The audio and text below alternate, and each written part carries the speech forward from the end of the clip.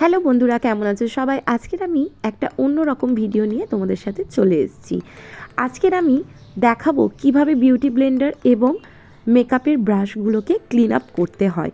তো সবার প্রথমে একটা পাত্রে আমি আমার বাড়িতে ইউজ করা একটা শ্যাম্পু নিয়ে নিয়েছি।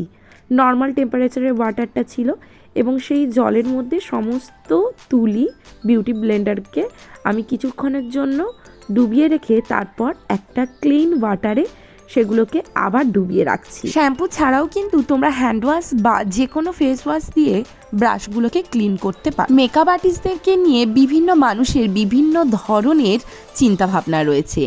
আমি আমার এক্সপিরিয়েন্সটা আজকে তোমাদের সাথে শেয়ার করতে চলেছি। কিছু মানুষের ধারণা রয়েছে মেকআপ আর্টিস্ট মানেই হলো মানুষকে ঠকিয়ে টাকা উপার্জন করা, যে ধারণাটা কিন্তু একেবারেই ভুল। প্রথমত, কোর্সটা শেখার জন্য কিন্তু আমাদের অনেক টাকা খরচা হয়। শুধু যে কোর্সের জন্য খরচা হয় তা কিন্তু নয়, বিভিন্ন কোম্পানির দামি দামি ব্র্যান্ডের প্রোডাক্টগুলোকেও আমাদের কিনতে হয়। যেমন ধরুন, কারো স্কিন ড্রাই, কারো স্কিন কম্বিনেশন, কারোর আবার সেন্সিটিভ, কারোর আবার প্রচণ্ড অয়েলি। প্রত্যেকটা স্কিনের জন্যই কিন্তু আমাদের প্রোডাক্ট সব সময় অ্যাভেলেবেল থাকে, যাতে কোনো ব্রাইডের স্কিনে কোনো রকম পিগমেন্টেশন বা প্রবলেম না হয়।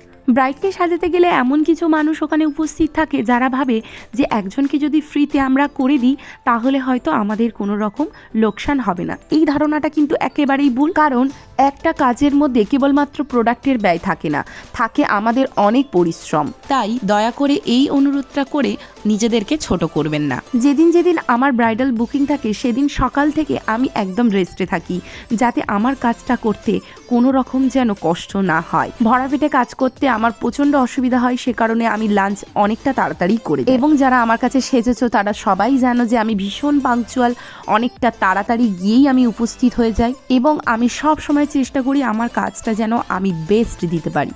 দেখো, তোমাদের সাথে কথা বলতে বলতে আমার কতটা কাজ এগিয়ে গেল। এখন দেখতে পাচ্ছ একটা টোয়ালের ওপরে আমি সমস্ত ব্রাশগুলোকে সুন্দর করে সাজিয়ে ফেলেছি। ব্রাশকে কিন্তু তাড়াতাড়ি শুকানোর জন্য কেউ কখনোই রোদের মধ্যে দেবে না, চেষ্টা করবে রুম টেম্পারেচারে যেন 2-3 দিন ধরে ব্রাশটা ভালোভাবে শুকনো হয়। যখন আমি পরপর অনেকগুলো ব্রাইট সাজাই তখন কিন্তু আমি ব্রাশগুলোকে এভাবেই ক্লিন করি, কিন্তু যখন আমার হাতে 1-2 দিন টাইম থাকে তখন কিভাবে ব্রাশ ক্লিন করি চলো দেখে নেওয়া যাক। এটা হলো পিএসি ইনস্ট্যান্ট ব্রাশ ক্লিনার আর এটা হলো পিএসি এক্সপ্রেস ব্রাশ ক্লিনার। এটা তোমরা কিভাবে ইউজ করবে, ব্রাশের মধ্যে এভাবে স্প্রে করে ব্রাশটাকে একটু রাব করলেই দেখবে ক্লিন হয়ে যাবে। তো বন্ধুরা, আজকের ভিডিওটা তোমাদের কেমন লাগলো অবশ্যই জানিও। যদি ভালো লাগে তাহলে একটা লাইক, কমেন্ট, শেয়ার করে দেখা হচ্ছে নেক্সট ভিডিওতে। সবাই খুব ভালো থেকো, বাই।